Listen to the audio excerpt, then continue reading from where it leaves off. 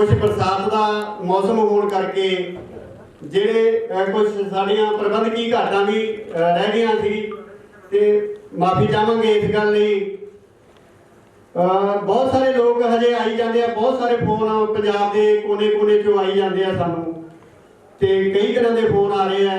ਪਰ ਜਿਹੜਾ ਬਰਸਾਤ ਦਾ ਮੌਸਮ ਤੇ ਰੱਖੜੀ ਦਾ ਮੌਸਮ ਹੈ ਇਹਦੇ ਕਰਕੇ ਥੋੜੀ ਜੀ ਸਮੱਸਿਆ ਆ ਰਹੀ ਹੈ ਤੇ ਜਿੰਨਾ ਅਸੀਂ ਘੱਟ ਸੋਚਿਆ ਸੀਗਾ ਉਹਨਾਂ ਘੱਟ ਤਾਂ ਹੋ ਹੀ ਜਾਣਾ। ਸੋ ਮੈਂ ਬੇਨਤੀ ਕਰਾਂ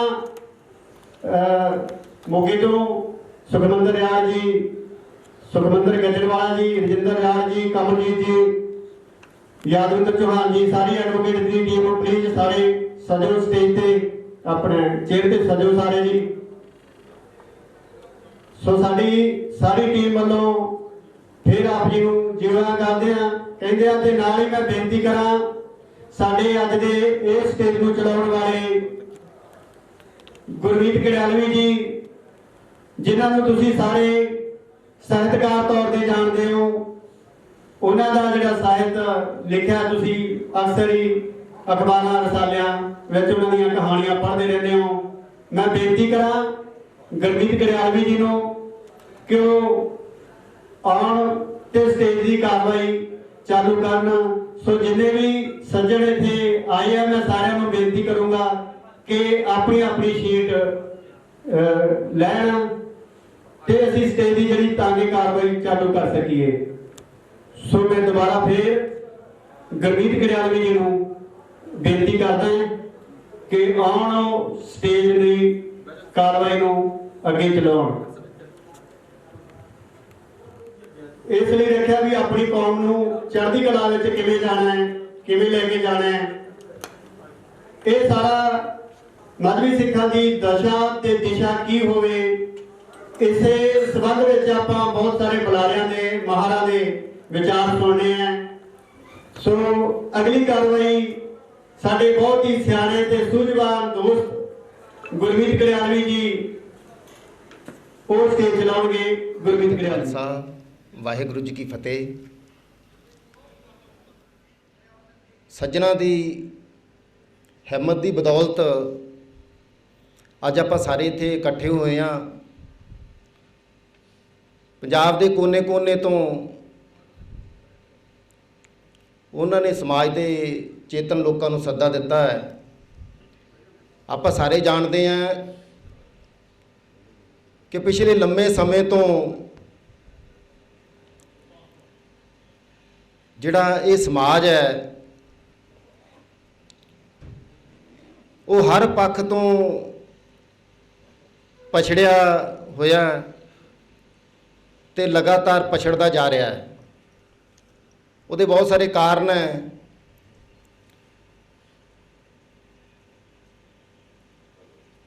ना तो साडे कोले कोई इस तरह की राजनीतिक शक्ति है, ना कोई बहुता साडे कोले आर्थिक साधन है, ना साडे कोले कोई व्यापार दे उत्ते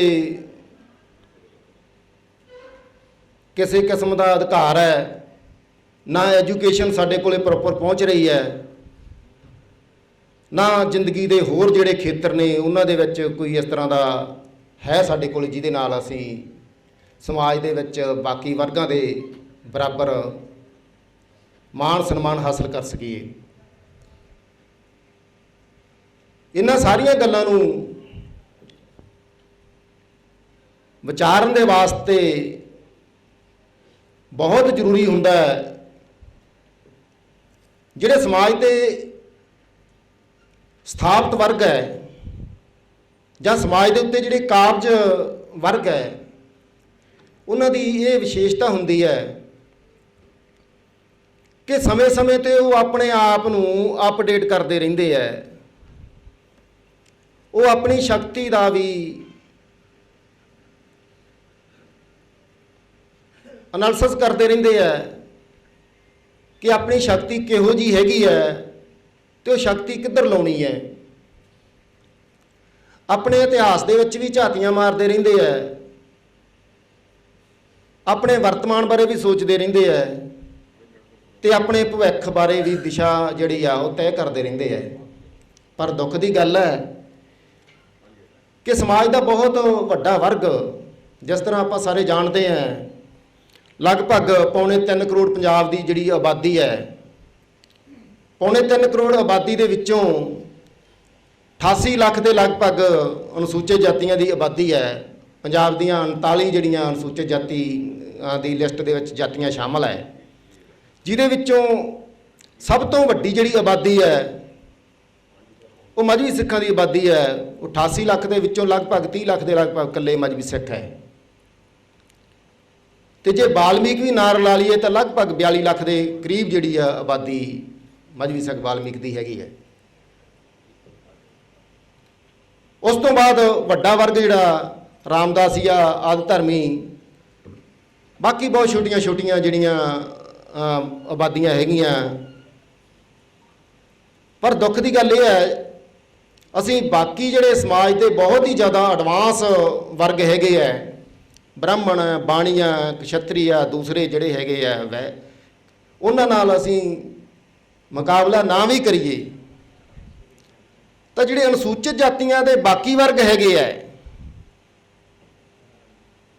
ਸਾਡੇ ਜਿਹੇ ਲਾਭ ਵੀ ਉਹਨਾਂ ਨੂੰ ਮਿਲੇ ਹੈ, ਸਾਡੇ ਵਰਗੀ ਰਿਜ਼ਰਵੇਸ਼ਨ ਉਹਨਾਂ ਨੂੰ ਮਿਲੀ ਹੈ, ਸਾਡੇ ਵਰਗੇ ਘੋਲ ਉਹਨਾਂ ਨੇ ਕੀਤੇ ਹੈ, ਪਰ ਉਹ ਸਾਡੇ ਮੁਕਾਬਲੇ ਕਿੱਦਾਂ ਬਹੁਤ ਅੱਗੇ ਲੰਘ ਗਏ ਹੈ। ਅਸੀਂ ਇੰਨਾ ਕੁ ਤਾਂ ਥੋੜ੍ਹਾ ਜਿਹਾ ਸੋਚ ਵਿਚਾਰ ਕਰ ਸਕਦੇ ਹਾਂ। ਸੋ ਇਹ ਸਾਰੀਆਂ ਗੱਲਾਂ ਨੂੰ ਸੋਚਣ ਵਾਸਤੇ, ਸਮਝਣ ਵਾਸਤੇ, ਦੇਖਣ ਵਾਸਤੇ, ਵਿਚਾਰਨ ਵਾਸਤੇ ਇਹ ਸਾਰਾ ਇਕੱਠ ਜਿਹੜਾ ਕਰਨ ਦੀ ਦੋਸਤਾਂ ਮਿੱਤਰਾਂ ਨੇ ਜਿਹੜੀ ਇਹ ਚਾਰਾਜੋਈ ਕੀਤੀ ਹੈ। ਅੱਜ ਕੁਝ ਪੰਜਾਬ ਦੇ ਵਿੱਚ ਮੌਸਮ ਵੀ ਇਹੋ ਜਿਹਾ ਹੈ, ਤੇ ਕੁਝ ਬਿਨਾਂ ਸ਼ੱਕ ਜਿਵੇਂ ਕਹਾਂ ਕਿ ਸਾਡੇ ਸਮਾਜ ਦੀਆਂ ਇਸ ਤਰ੍ਹਾਂ ਦੀਆਂ ਬਹੁਤ ਸਾਰੀਆਂ ਵਸੰਗਤੀਆਂ, ਨਲਾਇਕੀਆਂ 'ਚ ਵੀ ਸ਼ਾਮਲ ਕਰ ਲਾਂਗੇ ਆਪਾਂ, ਜਿਹੜੇ ਸਮਾਜ ਦੀ ਗੱਲ ਨੂੰ ਕਦੇ ਗੰਭੀਰਤਾ ਨਾਲ ਲੈਂਦੇ ਹੀ ਨਹੀਂ। ਉਹਦੇ ਵਿੱਚ ਇਹ ਵੀ ਹੁੰਦਾ, ਬਹੁਤ ਸਾਰੀਆਂ ਵੰਡਾਂ, ਬਹੁਤ ਸਾਰੇ ਗਰੁੱਪ, 9 ਪੂਰਬੀਏ ਤੇ 13 ਚੁੱਲ੍ਹੇ ਜਿਵੇਂ ਆਉਂਦੇ ਹੁੰਦੇ, ਇਸ ਤਰ੍ਹਾਂ ਦੇ ਬਣੇ ਵੀ ਹੋਏ ਆ। ਪਰ ਜੇ ਸਾਥੀਆਂ ਨੇ ਇਸ ਤਰ੍ਹਾਂ ਦਾ ਉਪਰਾਲਾ ਕੀਤਾ ਹੈ, ਇੱਥੇ ਬਹੁਤ ਸਾਰੇ ਵਿਚਾਰਧਾਰਾ ਦੇ ਲੋਕ ਬੈਠੇ ਹੋਣਗੇ, ਵੱਖ-ਵੱਖ ਰਾਜਨੀਤਿਕ ਪਾਰਟੀਆਂ ਨਾਲ ਸੰਬੰਧਿਤ ਹੋਣਗੇ, ਵੱਖ-ਵੱਖ ਧਾਰਮਿਕ ਅਕੀਦਿਆਂ ਵਾਲੇ ਵੀ ਹੋ ਸਕਦੇ ਹੈ, ਵੱਖ-ਵੱਖ ਜਿਹੜੇ ਹੈ ਅਹੁਦਿਆਂ ਵਾਲੇ ਵੀ ਹੋ ਸਕਦੇ ਆ। ਕੋਈ ਹੋ ਸਕਦਾ ਬਹੁਤ ਵੱਡੇ ਉੱਚੇ ਅਹੁਦੇ 'ਤੇ ਹੋਵੇ, ਹੋ ਸਕਦਾ ਕੋਈ ਮਜ਼ਦੂਰ ਵਰਗ 'ਚੋਂ ਹੋਵੇ, ਇਹ ਵੀ ਹੋ ਸਕਦਾ ਕੋਈ ਬਹੁਤ ਅਮੀਰ ਹੋ ਸਕਦਾ, ਕੋਈ ਬਹੁਤ ਜ਼ਿਆਦਾ ਗਰੀਬ ਹੋ ਸਕਦਾ ਹੈ। ਪਰ ਜੇ ਸਾਰੇ ਆਪਾਂ ਇੱਥੇ ਮਿਲ ਬੈਠ ਕੇ ਸਮਾਜ ਦੀ ਬਿਹਤਰੀ ਲਈ ਸੋਚਣ ਦਾ ਕੋਈ ਉਪਰਾਲਾ ਕਰਦੇ ਹਾਂ, ਤਾਂ ਮੈਨੂੰ ਲੱਗਦਾ ਲਈ ਆਉਣ ਵਾਲੇ ਦਿਨਾਂ ਦੇ ਵਿੱਚ ਕੋਈ ਨਾ ਕੋਈ ਸਾਰਥਕ ਦੇ ਨਤੀਜੇ ਨਿਕਲ ਸਕਦੇ ਆ। ਜਿਹੜੇ ਸਮਾਜਾਂ ਨੇ ਤਰੱਕੀ ਕੀਤੀ ਹੈ, ਜਿਹੜੇ ਸਮਾਜ ਅੱਗੇ ਗਏ ਆ, ਉਹਨਾਂ ਦੀ ਵਿਸ਼ੇਸ਼ਤਾ ਇਹ ਹੀ ਹੁੰਦੀ ਹੈ, ਉਹ ਕਿਸੇ ਨਾ ਕਿਸੇ ਮੰਚ 'ਤੇ ਬੈਠਦੇ ਆ, ਉਹ ਆਪਣੇ ਅਤੀਤ ਬਾਰੇ ਸੋਚਦੇ ਆ, ਇਤਿਹਾਸ ਵਿੱਚ ਜੋ ਉਹਨਾਂ ਨੇ ਪ੍ਰਾਪਤੀਆਂ ਕੀਤੀਆਂ ਉਹਦੇ ਬਾਰੇ ਗੱਲਾਂ ਕਰਦੇ ਆ, ਔਰ ਉਸ ਇਤਿਹਾਸ ਤੋਂ ਪ੍ਰੇਰਨਾ ਲੈ ਕੇ, ਉਹ ਇਤਿਹਾਸ ਹੈ ਜਿਹੜਾ ਉਹਨਾਂ ਲਈ ਇੱਕ ਮੀਲ ਪੱਥਰ ਵੀ ਹੁੰਦਾ ਹੈ, ਉਹਨਾਂ ਲਈ ਇੱਕ ਪ੍ਰੇਰਨਾ ਦਾ ਸੋਮਾ ਵੀ ਹੁੰਦਾ ਹੈ। ਉਸ ਇਤਿਹਾਸ ਤੋਂ ਪ੍ਰੇਰਨਾ ਲੈ ਕੇ ਉਹ ਆਪਣਾ ਵਰਤਮਾਨ ਵੀ ਤੈਅ ਕਰਦੇ ਆ ਤੇ ਭਵਿੱਖ ਬਾਰੇ ਵੀ ਜਿਹੜੀਆਂ ਗੱਲਾਂ ਕਰਦੇ ਆ। ਸੋ ਇਹ ਇਕੱਠ ਜਿਹੜਾ ਅੱਜ ਇਸ ਦਿਸ਼ਾ ਦੇ ਵਿੱਚ ਆਪਣੀ ਜਿਹੜੀ ਆ ਰਣਨੀਤੀ ਜਿਹੜੀ ਆ ਕੁਝ ਬਣਾਉਣ ਦੇ ਵਿੱਚ ਜੇ ਸਫਲ ਹੋ ਜਾਂਦਾ ਹੈ, ਤਾਂ ਇਹ ਬੜੀ ਬਾਬਾ ਸਾਹਿਬ ਦੀ ਵੱਡੀ ਕਿਰਪਾ ਹੋਊਗੀ, ਬਾਬਾ ਜੀਵਨ ਸਿੰਘ ਜੀ ਦੀ ਬੜੀ ਕਿਰਪਾ ਹੋਊਗੀ। ਅਜੇ ਇਹ ਸਮਾਗਮ ਦੇ ਵਿੱਚ ਦੂਰੋਂ ਦੂਰੋਂ ਜਿਹੜੇ ਆ ਸੱਜਣ ਮਿੱਤਰ ਬੁਲਾਰੇ ਆ ਰਹੇ ਨੇ,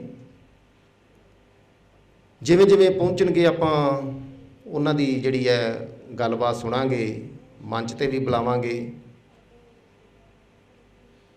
ਕੁਝ ਜਿਹੜੀਆਂ 2-4 ਗੱਲਾਂ ਇਹ ਸਮਾਗਮ ਦੇ ਸ਼ੁਰੂ ਤੋਂ ਪਹਿਲਾਂ ਮੈਂ ਜਿਹੜੀਆਂ ਕਰਨੀਆਂ ਜ਼ਰੂਰੀ ਸਮਝਦਾ, ਕਿਉਂਕਿ ਜਿਹੜੀ ਜ਼ਿੰਮੇਵਾਰੀ ਮੈਨੂੰ ਦਿੱਤੀ ਗਈ ਹੈ ਬੜੀ ਨਾਜ਼ੁਕ ਕਿਸਮ ਦੀ ਜ਼ਿੰਮੇਵਾਰੀ ਹੁੰਦੀ ਹੈ। ਸਭ ਤੋਂ ਹੀ ਜ਼ਿਆਦਾ ਨਾਜ਼ੁਕ ਜਿਹੜੀ ਹੈ ਜ਼ਿੰਮੇਵਾਰੀ ਇਹੀ ਹੁੰਦੀ ਹੈ, ਇਹਦੇ 'ਚ ਕੁੱਟ ਪੈਣ ਦੀਆਂ ਸੰਭਾਵਨਾਵਾਂ ਵੀ ਹੁੰਦੀਆਂ ਤੇ ਬੱਲੇ ਬੱਲੇ ਦੀਆਂ ਵੀ ਸੰਭਾਵਨਾਵਾਂ ਹੁੰਦੀਆਂ।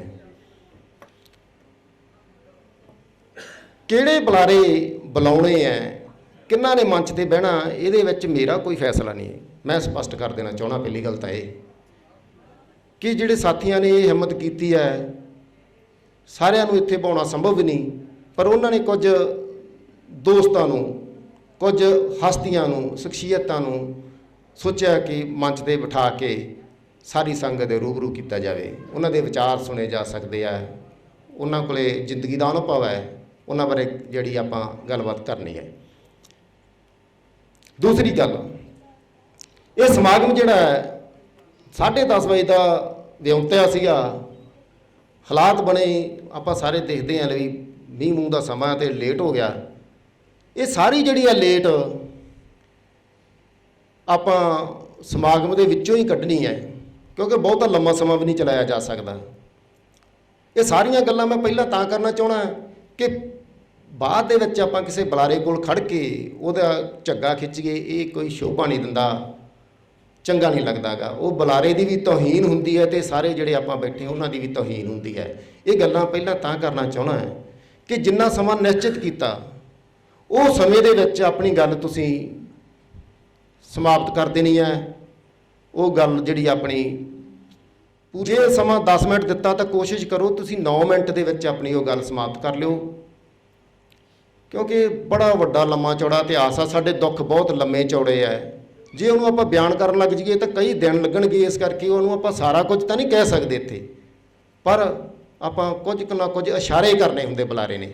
ਸੋ ਇੱਕ ਤਾਂ ਪਹਿਲਾਂ ਹੀ ਬੇਨਤੀਆਂ ਚਰਨਾਂ 'ਚ ਪ੍ਰਵਾਨ ਇਹ ਕਰ ਲਿਓ ਕਿ ਆਪਾਂ ਜਿਹੜਾ ਸਮਾਂ ਹੈਗਾ, ਸਮੇਂ ਨੂੰ ਨਿਸ਼ਚਿਤ ਦਿਸ਼ਾ ਦੇ ਵਿੱਚ ਜਿਹੜਾ ਲੈ ਕੇ ਜਾਣਾ, ਜਿੰਨਾ ਸਮਾਂ ਦਿੱਤਾ ਉਹਦੇ ਵਿੱਚ ਜਿਹੜੀ ਹੈ ਗੱਲ ਸਮਾਪਤ ਕਰ ਦਿਓ।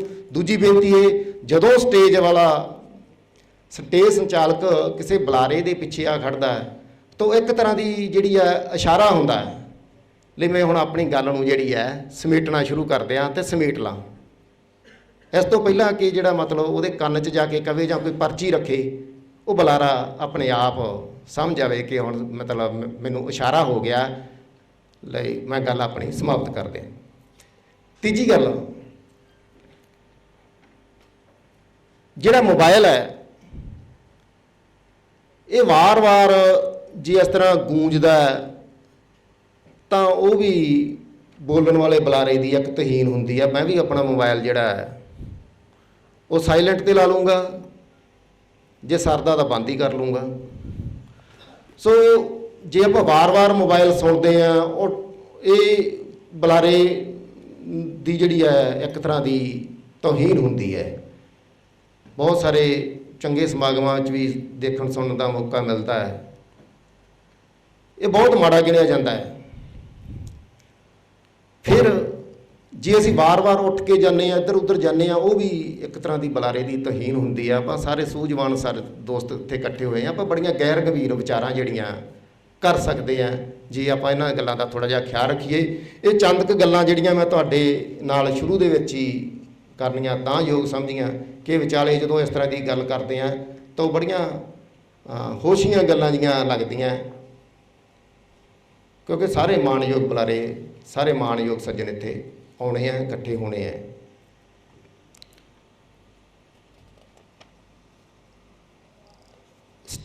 ਸਟੇਜ ਦੀ ਜਿਹੜੀ ਬਕਾਇਦਾ ਕਾਰਵਾਈ ਜਿਹੜੀ ਆਪਾਂ ਸ਼ੁਰੂ ਕਰਦੇ ਹਾਂ, ਪ੍ਰਧਾਨਗੀ ਮੰਡਲ ਦੇ ਜਿਹੜੇ ਕੁਝ ਸੱਜਣ ਅਜੇ ਸਾਡੇ ਕੋਲ ਪਹੁੰਚਣੇ ਆ, ਕੁਝ ਪਹੁੰਚ ਵੀ ਗਏ ਆ, ਸਨਮਾਨ ਵਾਲੇ ਵੀ ਦੋਸਤ ਵੀ ਆਉਣੇ ਆ।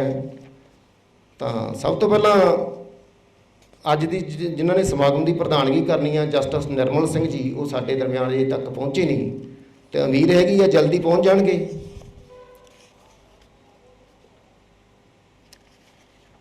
ਮੈਂ ਬੇਨਤੀ ਕਰਦਾ ਸਾਡੇ ਦਰਮਿਆਨ ਮੌਜੂਦ ਨੇ ਸਰਦਾਰ ਨਿਰੰਜਨ ਸਿੰਘ ਜੀ ਆਰਫੀ। ਸਰਦਾਰ ਨਿਰੰਜਨ ਸਿੰਘ ਜੀ ਆਰਫੀ ਸਾਡੇ ਸਮਾਜ ਦੇ ਉਹ ਜਾਗਰੂਕ ਇਤਿਹਾਸਕਾਰ ਨੇ ਜਿਨ੍ਹਾਂ ਨੇ ਸਾਨੂੰ ਆਪਣਾ ਇਤਿਹਾਸ ਦੱਸਿਆ, ਸਾਨੂੰ ਆਪਣਾ ਪਿਛੋਕੜ ਦੱਸਿਆ। ਰੰਗਰੇਟਿਆਂ ਦਾ ਇਤਿਹਾਸ ਵਰਗੀ ਇੱਕ ਇਤਿਹਾਸਕ ਦਸਤਾਵੇਜ਼ ਸਿਰਜਿਆ। ਇਹ ਉਹ ਪੁਸਤਕ ਹੈ ਜਿਨ੍ਹਾਂ ਦੇ ਆਧਾਰ ਦੇ ਉੱਤੇ ਅੱਗੇ ਜਿਹੜੀਆਂ ਲਗਾਤਾਰ ਖੋਜਾਂ ਹੋ ਰਹੀਆਂ ਨੇ, ਉਹ ਨਾਵਲਾਂ ਦੇ ਵਿੱਚ ਉਹਨਾਂ ਨੂੰ ਵਰਣਨ ਕੀਤਾ ਜਾ ਰਿਹਾ, ਹੋਰ ਜਿਹੜੀਆਂ ਸਮਾਜ ਬਾਰੇ ਖੋਜਾਂ ਹੋ ਰਹੀਆਂ, ਉਹਦਾ ਇੱਕ ਆਧਾਰ ਬਣਿਆ ਹੋਇਆ ਇਹ ਪੁਸਤਕ। ਆਪਣੀ ਸਰਵਿਸ ਆਪਾਂ ਸਾਰੇ ਕਰਦੇ ਹਾਂ, ਉਹ ਰੋਜ਼ਗਾਰ ਦਾ ਸਾਧਨ ਆ, ਨੂੰ ਮੈਂ ਬਹੁਤ ਕੋਈ ਮਹੱਤਤਾ ਨਹੀਂ ਦਿੰਦਾ ਹੁੰਦਾ, ਕਿਹੜੇ ਉਹਦੇ ਤੋਂ ਰਹੇ ਆ, ਇਹਦੀ ਕੋਈ ਮਹੱਤਤਾ ਨਹੀਂ ਹੈਗੀ। ਮਹੱਤਤਾ ਇਹ ਹੈ ਕਿ ਉਹਨਾਂ ਨੇ ਇਹ ਇੱਕ ਯਾਦਗਾਰੀ ਕੰਮ ਕੀਤਾ ਹੈ ਜਿਹੜਾ ਸਦੀਆਂ ਤੱਕ ਮਹੱਤਵਪੂਰਨ ਦਸਤਾਵੇਜ਼ ਦੇ ਤੌਰ ਤੇ ਜਾਣਿਆ ਜਾਂਦਾ ਰਹੂਗਾ ਤੇ ਜਿਹਦੇ ਤੋਂ ਸਾਡਾ ਸਮਾਜ ਅਗਵਾਈ ਲੈਂਦਾ ਰਹੂਗਾ। ਮੈਂ ਬੇਨਤੀ ਕਰਦਾ ਹਾਂ ਸਮਾਗਮ ਦੇ ਪ੍ਰਬੰਧਕ ਮਾਨਯੋਗ ਰੰਜਨ ਸਿੰਘ ਆਰਪੀ ਜੀ ਨੂੰ ਮੰਚ ਤੇ ਲੈ ਕੇ ਆਉਣ। ਧੰਨਵਾਦ ਕਰਦੇ ਹਾਂ ਅੰਗਰੇਜ਼ਾਂ ਦੇ ਜਿਨ੍ਹਾਂ ਨੇ ਥੋੜਾ ਬਹੁਤਾ ਇਤਿਹਾਸ ਸਾਡਾ ਸਾਂਭ ਲਿਆ, ਨਹੀਂ ਤਾਂ ਜਿਹੜਾ ਹਿਸਾਬ ਕਿਤਾਬ ਸਾਡਾ ਸੀਗਾ ਉਹ ਕਿਤੇ ਵੀ ਕੁਝ ਨਜ਼ਰ ਨਹੀਂ ਸੀ ਆਉਣਾ। ਅਸੀਂ ਇਤਿਹਾਸ ਸਿਰਜਣ ਜ਼ਰੂਰ ਜਾਣਦੇ ਹਾਂ, ਪਰ ਅਸੀਂ ਇਤਿਹਾਸ ਆਪਣਾ ਲਿਖਣ ਨਹੀਂ ਜਾਣਦੇ, ਉਹਨੂੰ ਬਚਾਉਣ ਨਹੀਂ ਜਾਣਦੇ। ਸੋ ਜਿਨ੍ਹਾਂ ਇਤਿਹਾਸਕਾਰਾਂ ਨੇ ਇਸ ਤਰ੍ਹਾਂ ਦੇ ਕੰਮ ਕੀਤੇ ਹੈ ਉਹ ਬੜੇ ਹੀ ਪ੍ਰਸ਼ੰਸਾ ਦੇ ਪਾਤਰ ਹੈ, ਸਾਡੇ ਸਤਿਕਾਰ ਦੇ ਪਾਤਰ ਨੇ। ਇਤਿਹਾਸ ਨੂੰ ਲੈ ਕੇ ਉਹਨੂੰ ਵਰਤਮਾਨ ਦੇ ਨਾਲ ਵੇਚਣਾ ਤੇ ਅਸੀਂ ਉਸ ਇਤਿਹਾਸ ਤੋਂ ਕਿਸ ਤਰ੍ਹਾਂ ਦੀ ਅਗਵਾਈ ਲੈ ਸਕਦੇ ਹਾਂ, ਵਰਤਮਾਨ ਦੇ ਵਿੱਚ ਉਹ ਇਤਿਹਾਸ ਦੀ ਕੋਈ ਇੰਪੋਰਟੈਂਸ ਹੈ ਵੀ ਜਾਂ ਨਹੀਂ ਹੈ। ਕਿਉਂ ਇਤਿਹਾਸ ਵਿੱਚ ਵੀ ਬਹੁਤ ਕੁਝ ਇਹੋ ਜਿਹਾ ਹੁੰਦਾ ਜਿਹੜਾ ਛੱਡ ਦੇਣ ਦੇ ਵਿੱਚ ਹੀ ਭਲਾਈ ਹੁੰਦੀ ਹੈ, ਤੇ ਬਹੁਤ ਕੁਝ ਇਤਿਹਾਸ ਦੇ ਵਿੱਚ ਇਹੋ ਜਿਹਾ ਵੀ ਹੁੰਦਾ ਹੈ ਜਿਹਨੂੰ ਲੈ ਕੇ ਅਸੀਂ ਅੱਗੇ ਤੁਰਨਾ ਹੁੰਦਾ ਹੈ। ਇਤਿਹਾਸ ਦੀ ਕੀ ਮਹੱਤਤਾ ਹੈ, ਉਹਦਾ ਵਰਤਮਾਨ ਦੇ ਵਿੱਚ ਕੀ ਰੋਲ ਹੈ, ਤੇ ਵਰਤਮਾਨ ਦੇ ਵਿੱਚ ਸਾਡੇ ਸਮਾਜ ਦੀ ਦਸ਼ਾ ਕੀ ਹੈ ਤੇ ਇਹਦੀ ਦਿਸ਼ਾ ਕੀ ਹੋਣੀ ਚਾਹੀਦੀ ਹੈ।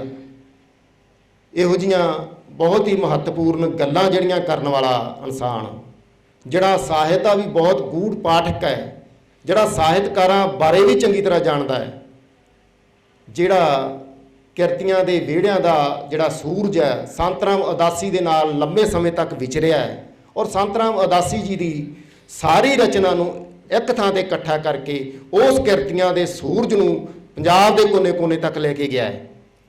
ਤੂੰ ਮਗਦਾ ਰਹੀਂ ਵੇ ਸੂਰਜਾ ਕਮੀਆਂ ਦੇ ਵਿਹੜੇ, ਉਸ ਸਾਡੇ ਮਹਾਨ ਸ਼ਾਇਰ ਨੂੰ ਘਰ ਘਰ ਪਹੁੰਚਾਉਣ ਦੇ ਵਿੱਚ ਯਤਨ ਕਰਨ ਵਾਲਾ, ਸਾਡੇ ਇਤਿਹਾਸ ਦੇ ਵਿੱਚ ਝਾਤੀ ਮਾਰਨ ਵਾਲਾ, ਸਾਡੇ ਵਰਤਮਾਨ ਸਾਹਿਤਕਾਰਾਂ ਨੂੰ ਉਭਾਰਨ ਵਾਲਾ ਰਾਜਵਿੰਦਰ ਸਿੰਘ ਜੀ ਰਾਹੀ, ਉਹ ਵੀ ਅੱਜ ਸਾਡੇ ਦਰਮਿਆਨ ਇੱਥੇ ਮੌਜੂਦ ਨੇ। ਮੈਂ ਉਹਨਾਂ ਨੂੰ ਬੇਨਤੀ ਕਰਦਾ ਉਹ ਵੀ ਮੰਚ ਤੇ ਆਉਣ, ਪ੍ਰਬੰਧਕ ਸਾਥੀ ਉਹਨਾਂ ਨੂੰ ਵੀ ਲੈ ਕੇ। ਮੈਂ ਤਾਂ ਬੁਲਾਉਣਾ ਹੀ ਪਹਿਲਾਂ ਮੈਨੂੰ ਨਜ਼ਰ ਨਹੀਂ ਆ ਰਿਹਾ, ਮੈਂ ਕਿਹਾ ਕਿਤੇ ਬਾਹਰ ਨਾ ਚਲੇ ਗਏ ਹੋਣ। ਬਹੁਤ ਘੱਟ ਲੋਕ ਨੇ ਜਿਹੜੇ ਅਫਸਰਸ਼ਾਹੀ ਦੀਆਂ ਉਹ ਮੰਜ਼ਲਾਂ ਤੱਕ ਪਹੁੰਚ ਸਕਦੇ ਨੇ ਜਿੱਥੇ ਨੀਤੀਗਤ ਫੈਸਲੇ ਹੁੰਦੇ ਹੈ।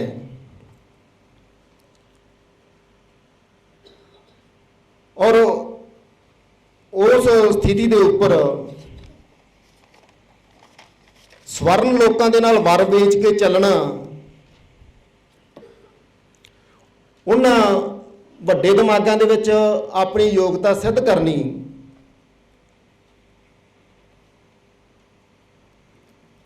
ਫਿਰ ਦੇਸ਼ ਦੀ ਸਰਵਉੱਚ ਅਦਾਲਤ ਦੇ ਵਿੱਚ ਸਮਾਜ ਦੀ ਤੇ ਹੋਰ ਲੋਕਾਂ ਦੇ ਜਿਹੜੇ ਵੱਡੇ ਕੇਸਾਂ ਦੀ ਪੈਰਵਾਈ ਕਰਨੀ।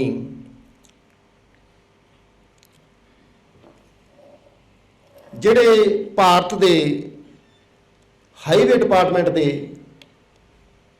ਸਾਬਕਾ ਐਡੀਸ਼ਨਲ ਸੈਕਟਰੀ ਰੈਂਕ ਤੱਕ ਰਹੇ ਨੇ, ਡਾਇਰੈਕਟਰ ਜਨਰਲ ਰਹੇ ਨੇ, ਜਿਨ੍ਹਾਂ ਨੂੰ 2013 ਦੇ ਵਿੱਚ ਇੱਕ ਵਧੀਆ ਪਬਲਿਕ ਐਡਮਿਨਿਸਟ੍ਰੇਸ਼ਨ ਹੋਣ ਦੇ ਕਾਰਨ ਐਕਸੀਲੈਂਸ ਅਵਾਰਡ ਮਿਲਿਆ। 2004 ਦੇ ਵਿੱਚ ਜਿਨ੍ਹਾਂ ਨੂੰ ਆਪਣੇ ਅਹੁਦੇ ਨਾਲ ਇਨਸਾਫ ਕਰਦਿਆਂ ਹਾਈਵੇ ਦੇ ਖੇਤਰ ਦੇ ਵਿੱਚ ਵੱਡੀਆਂ ਪ੍ਰਾਪਤੀਆਂ ਲਈ ਨਹਿਰੂ ਅਵਾਰਡ ਵੀ ਦਿੱਤਾ ਗਿਆ। ਔਰ ਜਿਹੜੇ ਦੱਖਣੀ ਏਸ਼ੀਆਈ ਦੇਸ਼ ਨੇ 7, ਉਹਨਾਂ ਦੀ ਇੱਕ ਸੰਮਤੀ ਆ ਸਾਰਕ ਸੰਮਤੀ। ਉਹ ਸਾਰਕ ਸੰਮਤੀ ਦੇ ਵਿੱਚ ਜਿਹੜੇ ਹਾਈਵੇ ਦੀ ਟੈਕਨੀਕਲ ਕਮੇਟੀ ਹੈ ਉਹਦੇ ਵਿੱਚ ਉਹ ਮੈਂਬਰ ਵੀ ਰਹੇ ਨੇ, ਤੇ ਫਿਰ 2005 ਦੇ ਵਿੱਚ ਜਿਹੜੀ ਢਾਕਾ ਦੇ ਵਿੱਚ ਉਹ ਸੰਮਤੀ ਹੋਈ ਆ ਉਹਦੇ ਉਹ ਚੇਅਰਮੈਨ ਵੀ ਰਹੇ ਨੇ। MBM ਇੰਜੀਨੀਅਰਿੰਗ ਕਾਲਜ ਜੋਧਪੁਰ ਦੇ ਅਸਿਸਟੈਂਟ ਪ੍ਰੋਫੈਸਰ ਰਹੇ ਨੇ। ਅਜਿਹੀਆਂ ਮਾਣਯੋਗ ਪ੍ਰਾਪਤੀਆਂ ਵਾਲਾ ਸਾਡਾ ਬਹੁਤ ਹੀ ਸਮਾਜ ਦਾ ਇੱਕ ਨਿੱਘਰ ਵਿਚਾਰਧਾਰਾ ਵਾਲਾ ਸਾਥੀ, ਮੇਰੀ ਮੁਰਾਦ ਐਡਵੋਕੇਟ ਸੱਜਣ ਸਿੰਘ ਨਾਹਰ ਜੀ ਤੋਂ ਹੈ। ਉਹਨਾਂ ਨੂੰ ਮੈਂ ਬੇਨਤੀ ਕਰਦਾ ਮੰਚ ਤੇ ਆਉਣ। ਇਹ ਹੁਣ ਮੈਂ ਪਹਿਲਾਂ ਤਾਂ ਦੱਸੀ ਜਾਂਦਾ ਇੰਨੀਆਂ ਪ੍ਰਾਪਤੀਆਂ ਜਾਂ ਜਾਣ ਪਛਾਣ ਲਈ, ਜਦੋਂ ਮੈਂ ਬੁਲਾਉਣਾ ਉਦੋਂ ਲੋੜ ਨਾ ਪਵੇ। ਇਹ ਪਹਿਲਾਂ ਮੈਂ ਸਮਾਂ ਤਾਂ ਜ਼ਰੂਰ ਮੈਨੂੰ ਲੱਗਦਾ ਹੁੰਦਾ ਲਈ ਮੈਂ ਲਾ ਰਿਹਾ, ਪਰ ਫਿਰ ਆਪਾਂ ਸਟ੍ਰੇਟ ਫਾਰਵਰਡ ਚੱਲਾਂਗੇ, ਸਾਰਾ ਸਮਾਂ ਬਚਾ ਲਾਂਗੇ। ਜਤਿੰਦਰ ਸਿੰਘ ਜੀ ਮੱਟੂ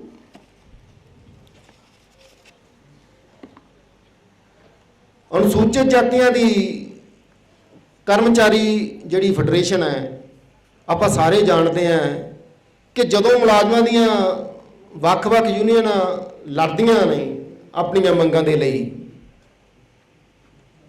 ਤਾਂ ਬੜਾ ਲੰਮਾ ਚੌੜਾ ਚਾਰਟ ਪੇਸ਼ ਕਰਦੀਆਂ। ਪੇ ਕਮਿਸ਼ਨ ਦਾ ਆ ਹੋਵੇ, ਗ੍ਰੇਡਾਂ ਦਾ ਆ ਹੋਵੇ, ਡੀਏ ਮਿਲ ਗਿਆ, ਟੀਏ ਮਿਲ ਗਿਆ, ਭੱਜ ਹੋ ਗਈ, ਦੌੜ ਹੋ ਗਈ, ਲੰਮੀਆਂ ਚੌੜੀਆਂ ਹੁੰਦੀਆਂ ਗੱਲਾਂ, ਤੇ ਬਿਲਕੁਲ ਅਖੀਰ ਜਿਹਦੇ ਵਿੱਚ ਕੋਈ ਨਾ ਕੋਈ ਦਲਤਾਂ ਦੀ ਮੰਗ ਵੀ ਜਿਹੜੀ ਆ ਉਹ ਰੱਖ ਦਿੱਤੀ ਜਾਂਦੀ ਸੀ। ਲੰਮੇ ਸਮੇਂ ਤੱਕ ਅਨੁਸੂਚਿਤ ਜਾਤੀ ਕਰਮਚਾਰੀਆਂ ਨੂੰ ਜਿਹੜਾ ਬੇਇਨਸਾਫੀ ਦਾ ਸ਼ਿਕਾਰ ਹੋਣਾ ਪਿਆ, ਤਾਂ ਜਤਿੰਦਰ ਮੱਟੂ ਵਰਗੇ ਸਾਥੀਆਂ ਨੇ ਆਪਣੇ ਹੰਭਲੇ ਦੇ ਨਾਲ ਅਨੁਸੂਚਿਤ ਜਾਤੀ ਦੇ ਸਾਰੇ ਕਰਮਚਾਰੀਆਂ ਨੂੰ ਇੱਕ ਪਲੇਟਫਾਰਮ ਤੇ ਲਿਆ ਕੇ ਘੋਲ ਕਰਨ ਦੀ ਜਿਹੜੀ ਹੈ ਯਤਨ ਕੀਤਾ। ਉਹ ਬੜਾ ਲਾਜਵਾਬ ਹੈ। ਬੜੇ ਵੱਡੇ ਸੰਘਰਸ਼ ਉਹਨਾਂ ਨੇ ਲੜੇ ਨੇ ਅਨੁਸੂਚਿਤ ਜਾਤੀ ਕਰਮਚਾਰੀਆਂ ਦੇ ਲਈ, ਸਮਾਜ ਦੇ ਲਈ ਵੀ। ਮੈਂ ਬੇਨਤੀ ਕਰਦਾ ਉਹ ਵੀ ਮੰਚ ਤੇ ਆਉਣ।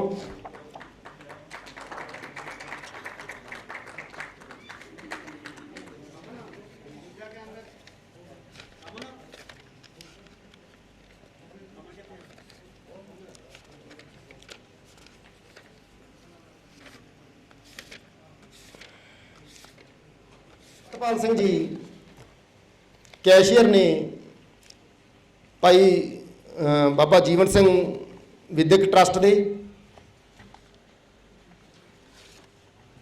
ਚੇਅਰਮੈਨ ਸਰਦਾਰ ਜਸਵੰਤ ਸਿੰਘ ਜੀ ਅੱਜ ਆ ਨਹੀਂ ਸਕੇ। ਮੈਂ ਬੇਨਤੀ ਕਰਾਂਗਾ ਕੈਪਟਨ ਸਤਪਾਲ ਸਿੰਘ ਜੀ, ਕੈਸ਼ੀਅਰ ਬਾਬਾ ਜੀਵਨ ਸਿੰਘ ਵਿਦਿਅਕ ਤੇ ਭਲਾਈ ਟਰੱਸਟ।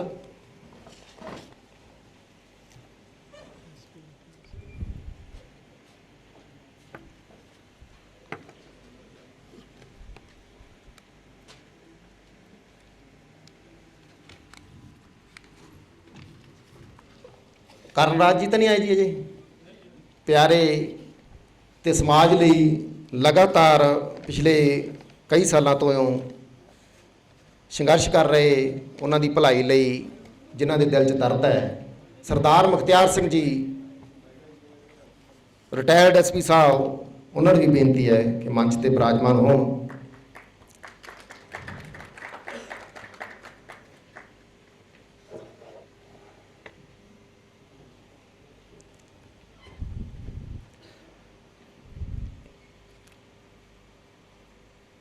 ਨਿਰਮਲ ਸਿੰਘ ਜੀ ਕਲਿਆਣ,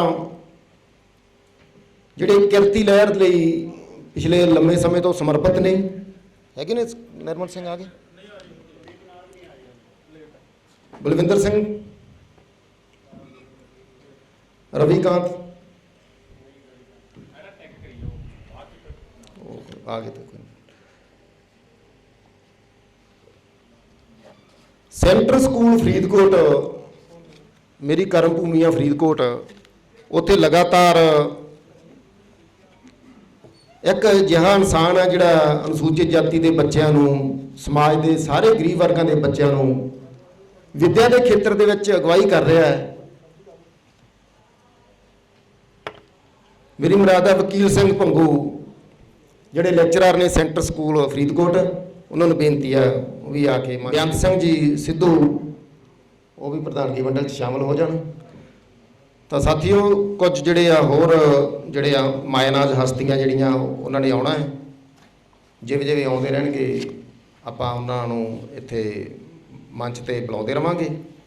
ਸੋ ਹੁਣ ਜਿਹੜਾ ਮੇਰਾ ਕੰਮ ਕਾਫੀ ਹੱਦ ਤੱਕ ਘਟ ਗਿਆ ਹੈ ਤੇ ਬੋਲਿਆ ਚੱਲਿਆ ਮਾਫ ਕਰਿਓ। ਮੈਂ ਕਿਉਂ ਜ਼ਿਆਦਾ ਸਮਾਂ ਲੈ ਗਿਆ, ਇੰਨਾ ਸਮਾਂ ਮੈਂ ਲੈਂਦਾ ਨਹੀਂ ਹੁੰਦਾ ਗਾ ਜਦੋਂ ਇਹ ਕੰਮ ਕਰਦਾ। ਆਪਾਂ ਸਾਰੇ ਕਿਵੇਂ ਸਚਿਆਰਾ ਹੋਵੀਏ ਤੇ ਗੱਲ ਕਰਨੀ ਅੱਜ ਸਾਰਿਆਂ ਨੇ ਕਿ ਆਪਾਂ ਜ਼ਿੰਦਗੀ ਜਿਹੋ ਜਿਹੀ ਜਿਉ ਰਹੇ ਹਾਂ, ਪਰ ਸਚਿਆਰੇ ਕਿਵੇਂ ਬਣਨਾ ਉਹਦੇ ਤੇ ਗੱਲ ਕਰਦੇ ਹਾਂ। ਸਭ ਤੋਂ ਪਹਿਲਾਂ ਮੈਂ ਬੇਨਤੀ ਕਰਦਾ ਮਜ਼੍ਹਬੀ ਸਿੱਖ ਭਲਾਈ ਮੰਚ ਦੇ ਅਹੁਦੇਦਾਰ ਕੈਪਟਨ ਬਲੌਰ ਸਿੰਘ ਜੀ, ਉਹ ਆਏ ਹੋਏ ਸਾਰੇ ਹੀ ਸਾਥੀਆਂ ਨੂੰ ਜੀ ਆਇਆਂ ਕਹਿਣਗੇ। ਕੈਪਟਨ ਬਲੌਰ ਸਿੰਘ ਔਰ ਪੰਥ 'ਚ ਬੈਠੇ ਸਾਥੀਓ, ਸਾਰਿਆਂ ਨੂੰ ਫਤਿਹ ਬੁਲਾਉਂਦਾ ਹਾਂ। ਵਾਹਿਗੁਰੂ ਜੀ ਕਾ ਖਾਲਸਾ, ਵਾਹਿਗੁਰੂ ਜੀ ਕੀ ਫਤਿਹ। ਅੱਜ ਜੋ ਸਭ ਤੋਂ ਪਹਿਲਾਂ ਤਾਂ ਮੈਂ ਜੋ ਸਾਡੇ ਸਤਿਕਾਰਯੋਗ ਗੁਰਜੰਟ ਸਿੰਘ ਰਾਜੇਆਣਾ ਦਾ ਬਹੁਤ ਬਹੁਤ ਧੰਨਵਾਦ ਕਰਦਾ ਹਾਂ, ਕਿਉਂਕਿ ਉਹਨਾਂ ਨੇ ਸਾਡੇ ਸਮਾਜ ਨੂੰ ਇਕੱਠਾ ਕੀਤਾ। ਅੱਜ ਕੋ ਸਾਥੀਆਂ ਦੇ ਮੈਨੂੰ ਫੋਨ ਵੀ ਆਏ ਹਜੇ ਪਿੱਛੇ ਨੇ, ਉਹ ਆ ਰਹੇ ਹੈ। ਤੋ ਇੱਕ ਜੋ ਕਿ ਬਹੁਤ ਵੱਡਾ ਉਪਰਾਲਾ ਕਰ ਰਹੇ ਆ। ਖਾਸ ਕਰਕੇ ਮੈਂ ਇੱਕ ਜ਼ਰੂਰੀ ਗੱਲ ਕਰੂੰਗਾ ਕਿ ਦੋ ਹੀ ਮੁੱਦੇ ਆ ਸਾਡੇ ਸਮਾਜ ਨੂੰ ਜੋ ਇਕੱਠਾ ਕਰਨਾ। ਦੂਸਰਾ ਜੋ ਭੁੰਗਾ ਹਰਿਮੰਦਰ ਸਾਹਿਬ ਜੋ ਤੋੜਿਆ ਗਿਆ ਹੈ, ਉਸ ਦੀ ਗੱਲ ਹੈ। ਤੀਸਰਾ ਮੈਂ ਇੱਕ ਬਹੁਤ ਜ਼ਰੂਰੀ ਬੀਬੀ ਰਾਗਿਣੀ ਸ਼ਰਮਾ ਜੀ ਦੇ ਸਾਰੇ ਪਰਿਵਾਰ ਦਾ ਬਹੁਤ ਬਹੁਤ ਧੰਨਵਾਦ ਕਰਦਾ, ਜਿਨ੍ਹਾਂ ਨੇ ਇੱਕ ਉਪਰਾਲਾ ਕੀਤਾ ਕਿ ਚੇਅਰ ਸਥਾਪਿਤ ਹੋਣੀ ਚਾਹੀਦੀ ਹੈ ਸਾਡੇ ਪੰਜਾਬ ਦੇ ਵਿੱਚ ਕਿਸੇ ਵੀ ਜਗ੍ਹਾ ਤੇ। ਉਹ ਬਹੁਤ ਵੱਡਾ ਉਹਨਾਂ ਦਾ ਉਪਰਾਲਾ ਹੈ। ਤੋ ਮੈਂ ਸਿਰਫ ਮੈਨੂੰ ਜਿਉਂ ਆਇਆ ਵਕਤ ਤੇ ਹੁਕਮ ਦਿੱਤਾ ਹੈ। ਮੈਂ ਜਿੰਨੇ ਵੀ ਸੰਗਤ ਇੱਥੇ ਪਹੁੰਚੀ ਆ, ਜਿੰਨੇ ਵੀ ਡਿਸਟ੍ਰਿਕਾਂ ਦੇ ਵਿੱਚੋਂ ਆਈ ਸੰਗਤ ਆ, ਮੈਂ ਸਾਰਿਆਂ ਦਾ ਬਹੁਤ ਬਹੁਤ ਧੰਨਵਾਦ ਕਰਦਾ ਹਾਂ। ਔਰ ਰਾਜੇਵਾਲ ਦਾ ਵੀ ਮੈਂ ਬਹੁਤ ਧੰਨਵਾਦ ਕਰਦਾ ਕਿ ਨੌਜਵਾਨ ਬਹੁਤ ਹਿੰਮਤ ਕਰ ਰਿਹਾ ਔਰ ਸਾਡੇ ਸਮਾਜ ਨੂੰ ਇਕੱਠੇ ਕਰਨ ਲੱਗੇ ਹੋਏ ਆ। ਇਸੇ ਤਰ੍ਹਾਂ ਹੀ 18 ਤਰੀਕ ਨੂੰ ਸਾਡੀ ਇੱਕ ਮੀਟਿੰਗ ਹੋਈ ਸੀਗੀ, ਉਹਦੇ ਸਰਦਾਰ ਬੱਗਾ ਸਿੰਘ ਉਸ ਨੇ ਵੀ ਬਹੁਤ ਵੱਡਾ ਇਕੱਠ ਕੀਤਾ ਸੀਗਾ ਗੁਰਦੁਆਰਾ ਸਾਹਿਬ ਇੱਥੇ ਲੁਧਿਆਣੇ ਦੇ ਵਿੱਚ, ਤੇ ਉਹ ਵੀ ਵਿੱਚ ਬਿਰਾਜਮਾਨ ਆ, ਉਹਨਾਂ ਦੇ ਫਾਦਰ ਸਾਹਿਬ ਵੀ ਬਿਰਾਜਮਾਨ ਆ, ਤੇ ਉਹਨਾਂ ਦਾ ਵੀ ਮੈਂ ਬਹੁਤ ਬਹੁਤ ਧੰਨਵਾਦ ਕਰਦਾ ਹਾਂ, ਕਿਉਂਕਿ ਨੌਜਵਾਨ ਪੀੜ੍ਹੀ ਸਾਡੀ ਜਾਗ ਪਈ ਆ। ਤਾਂ ਇਹਨਾਂ ਨੇ ਇੱਕ ਹੌਸਲਾ ਬਣਾਇਆ ਕਿ ਸਾਡੇ ਸਮਾਜ ਨੂੰ ਆਪਾਂ ਇਕੱਠਾ ਕਰਕੇ ਅੱਗੇ ਲੱਗੇ ਜਾਈਏ। ਤਾਂ ਮੈਂ ਫਿਰ ਸਾਰੇ ਜਿੰਨੇ ਵੀ ਸਟੇਜ ਤੇ ਬਿਰਾਜਮਾਨ ਆ ਤੇ ਸੰਗਤ ਅੱਗੇ ਬੈਠੀ ਆ, ਉਹਨਾਂ ਦਾ ਬਹੁਤ ਬਹੁਤ ਧੰਨਵਾਦ ਕਰਦਾ ਹਾਂ। ਜਿਉਂ ਆਖਦਾ ਹਾਂ। ਵਾਹਿਗੁਰੂ ਜੀ ਕਾ ਖਾਲਸਾ,